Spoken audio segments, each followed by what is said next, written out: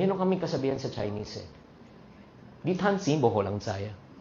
Buti na lang minention ni Sir Chinky Tanto dahil marami tayong mapupulot na aral dito. Di tanzi, boho lang chay. Ikaw, kumita pera, hindi papaalam sa ibang tao. Ibig sabihin, kapag kumita ka ng pera or kung magkano kinita mo, huwag mong papaalam sa ibang tao. Hanggang ngayon, karamihan ng mga Chinoy naniniwala pa rin sa kasabihang to. Kaya kitang-kita mo sa lifestyle ng mga Chinoy ang pagiging low profile, ayaw mag-flaunt, ayaw mag-show off. I'm sure marami na tayong nabalitaan, narinig ng mga kwento ng mga big-time Chinoy businessmen na sobrang low profile. Merong kasing wisdom dito sa pagiging low profile. Una, fang pusang fang, ibig sabihin ang mga kailangan nating i-avoid na bagay-bagay ay napakarami at hindi natin kayang i-avoid lahat.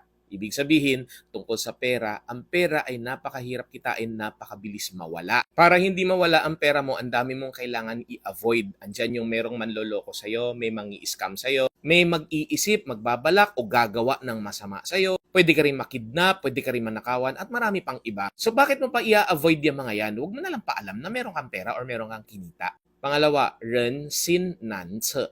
Tao, puso, mahirap maintindihan o mapredict. Ibig sabihin, ang puso ng tao, ang pinakakaloob-looban na iniisip ng bawat isang tao ay hindi mo malalaman. There is no way you can predict what a person is thinking in his heart. Hindi mo alam ano iniisip ng taong yan pag sinabi mo meron kang kinita. Baka mainggit sa'yo yan, baka magalit sa'yo yan, baka traidorin ka niyan. Nung panahon pa lang ni Jesucristo, si Judas, tinraidor si Jesucristo para sa pera. Hindi na bago sa atin yung mga kwentong yung kaibigan, tinraidor yung kaibigan dahil sa pera. Meron pa nga magkamag-anak, mag-ama, mag-ina na nagtatraiduran dahil sa pera. Kaya nga mahirap magkaroon ng business partner, di ba? Dahil sa pera, nag-aaway ang magkaibigan. Pangatlo, men sheng fa ta cai, keep quiet to earn money, ang sabi ng kasabihang to. Ito naman, medyo selfish. Para kumita ka raw ng pera, manahimik ka lang, huwag ka maingay, huwag mong papaalam sa ibang tao kung ano yung ginagawa mo. Halimbawa, meron ka na-discovering magandang negosyo o pagkakakitaan, huwag kang maingay, kwento ka ng kwento, malalaman ng ibang tao. Ayaw natin na merong mainggit sa atin o yung sinasabi sa Chinese na yen hong, pupula yung mata. Ibig sabihin, nakita niya, uy,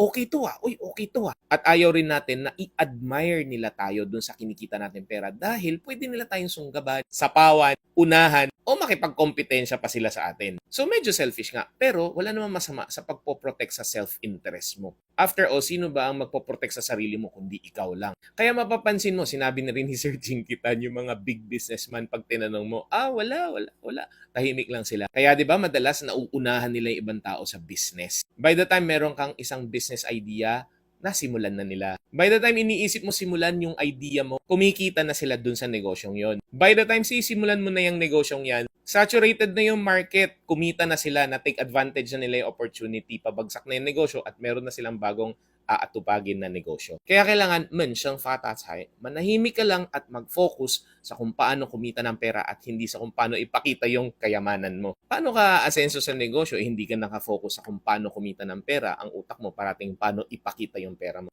Again, hindi ibig sabihin na bawal bumili ng magandang damit, magandang relo. Minsan, kailangan eh. Ang sinasabi dito ay yung purpose mo. Halimbawa, sa pagbili ng magandang damit, magandang relo, o anumang magandang gamit, ay hindi para ipakita sa ibang tao, kundi para sa necessity lamang.